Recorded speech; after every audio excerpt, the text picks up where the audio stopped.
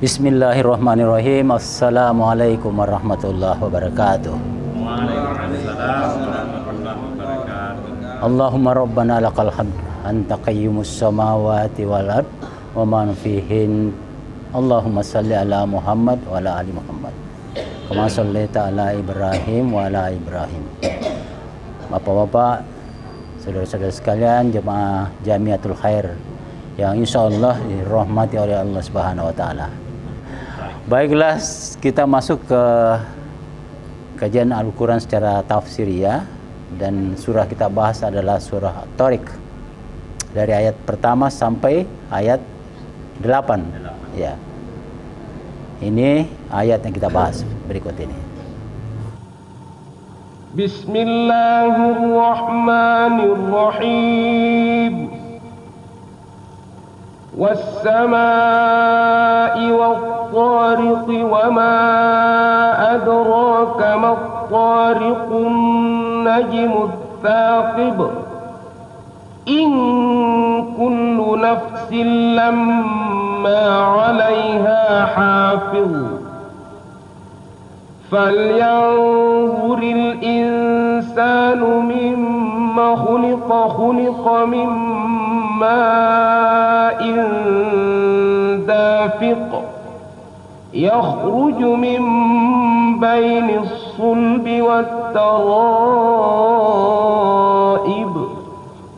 إنه على رجعه لقادر. Saya minta kepada teman-teman bisa memberi tafsir sesuai dengan pengalaman-pengalaman dan bacaan-bacaannya. Tafadhal, siapa yang mulai pertama? Bismillahirrahmanirrahim. Assalamualaikum warahmatullahi ta'ala wabarakatuh. Alhamdulillah, karena ini forum adalah forum dialog, maka pada kesempatan ini kami ingin bertanya, ingin memperjelas lagi dalam ayat ini, in kullu nafsin lamma 'alaiha hafiz. Setiap orang pasti ada penjaganya. Mohon Pak Ustaz memberikan dulu wejangannya. Terima kasih. Assalamualaikum. Assalamualaikum warahmatullahi wabarakatuh. Saya tidak sambung pertanyaan Pak Andi Hirman karena agak berat ini pertanyaan Andi Hirman. Setiap orang pasti ada penjagaannya. Yang biasanya kalau yang kita tahu dari para ulama bahwa manusia yang betul-betul beriman itu yang jaga pasti malaikat. Jadi bukan di luar itu. Jadi kita tahu bahwa manusia yang beriman itu dijaga oleh beberapa malaikat. Malaikat sebelah kanan, sebelah kiri, dan mungkin di atas, di bawah, dan lain-lain sebagainya. Yang saya mau tanyakan di sini, Pak, was-sama'i wat-tariq, demi langit dan yang datang pada malam hari. Yang datang pada malam hari itu adalah bintang-bintang. Yang dia sinari ini berarti kegelapan, ya, karena malam hari. Kenapa itu langit itu selalu diumpamakan bahwa langit itu gelap? Tidak bisa kita tembus barangkali dengan pandangan. Itu untuk sementara. Terima kasih. Assalamualaikum warahmatullahi wabarakatuh. Bismillahirrahmanirrahim. Ya, jadi kita tanggapi dulu pertanyaan pertama. In kullun nafsin lamma 'alaiha hafiz. Jadi hafiz ini adalah penjaga, pengawas. Jadi kalau kita istilahkan dia seorang hafiz, artinya dia yang menjaga, mengawasi bacaan kita. Kalau kita salah, dia koreksi, dia benarkan. Jadi hafiz ini adalah penjaga, pengawas. Nah, kita ketahui bahwa ini di sumber lain dinyatakan bahwa setiap orang, setiap diri itu ada yang mengawasi, bahkan kanan dan kiri. Itulah yang menjadi penjaga, yang kita ketahui itu. Dan mungkin ada lagi yang lebih dari itu, lebih dalam lagi. Yang jelas itu penjaganya di sini adalah makhluk malaikat. Ya, jadi bukan makhluk selain daripada itu. Dan dalam diri kita ini, kita lahir maka kita selalu bersama dengan makhluk jin yang namanya qarin, ya. Itulah qarin itu yang selalu mempengaruhi kita untuk berbuat jahat atau melanggar perintah Allah. Sedangkan malaikat itu adalah yang melakukan pencatatan. Tapi di dalam diri kita, kalbu kita ini ada ruang yang dimana Allah itu bisa memberi inspirasi, memberi ilham. Ya, Rasulullah saja itu ilham itu melalui Jibril.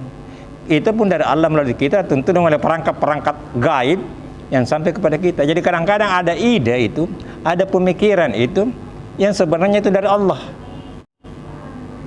Sehingga seperti kita ambil ceritanya ibunya Nabi Musa itu mendapatkan ide untuk menghanyutkan anaknya dalam peti agar itu sebenarnya adalah ilham itu.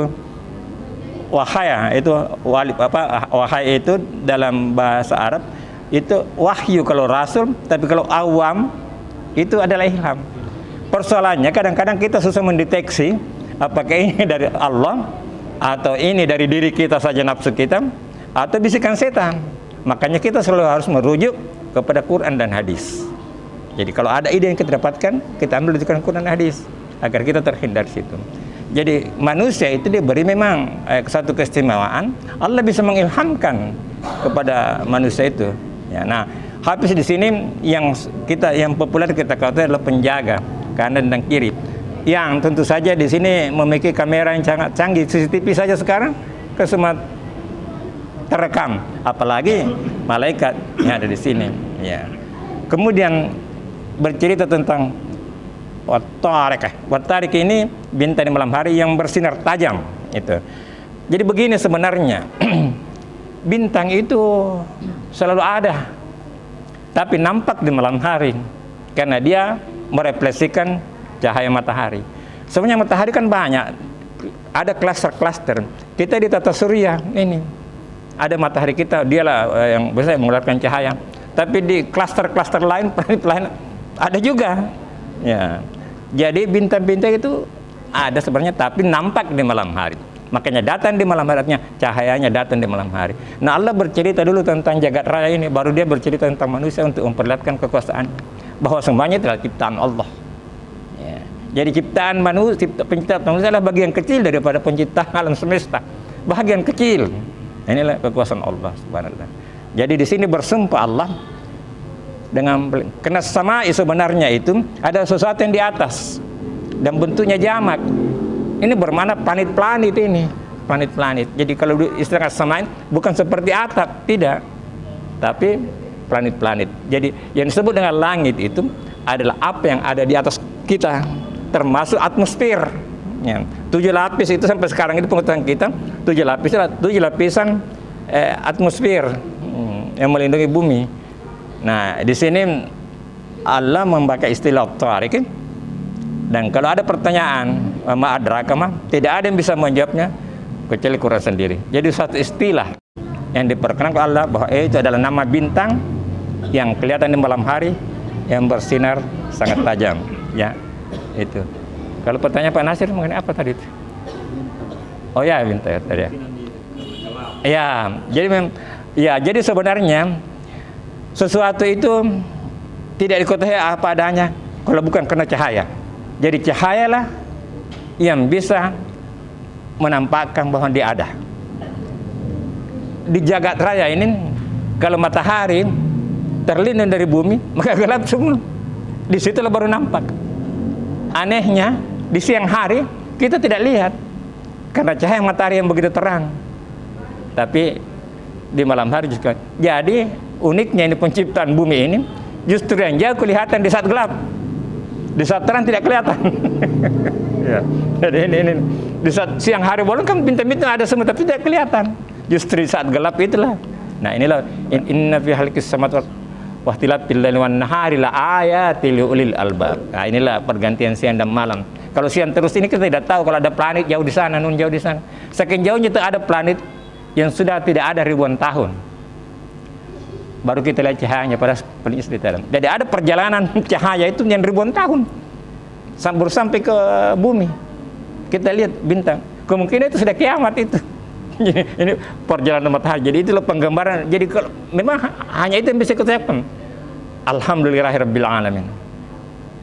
Rabbil alamin, penguasa jagat raya. Kalau kata Rabbi itu seperti yang dijelaskan oleh Ustaz di sini, itu bermakna menciptakan dan menjaga, memelihara. Kata Rabb itu Rabba itu.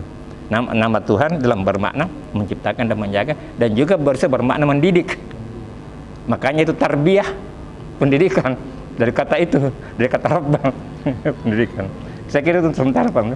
Bismillahirrahmanirrahim. Assalamualaikum warahmatullahi wabarakatuh.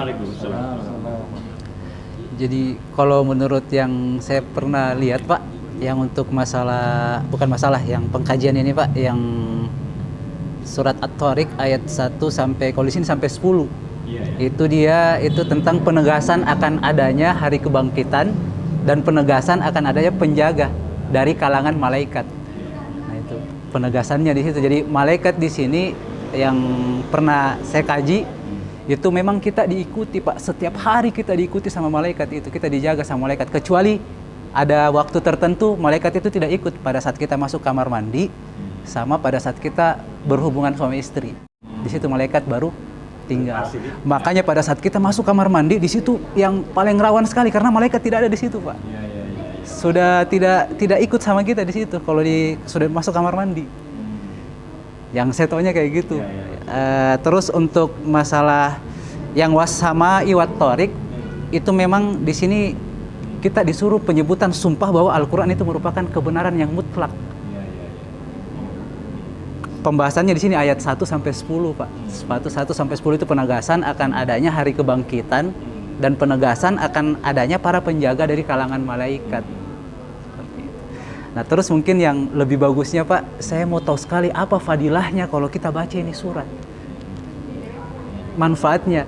Seperti yang saya kemarin bilang sama Om Ismail, saya bilang, Om, kemarin saya terakhir kajian di sana itu sama Pak Kiai, saya kajian surat As-Sajadah. Kita kaji. Fadilah membaca surat As-Sajadah itu kan saya takut sekali siksa kubur, Pak. Jadi saya cari apa ini supaya bisa tidak disiksa. Ternyata As-Sajadah itu dia nanti menjadi syafaat kita di kubur, Pak. Jadi dia seperti sayapnya, seperti sayap malaikat pada saat kita mau disiksa. Itu dia lindungi.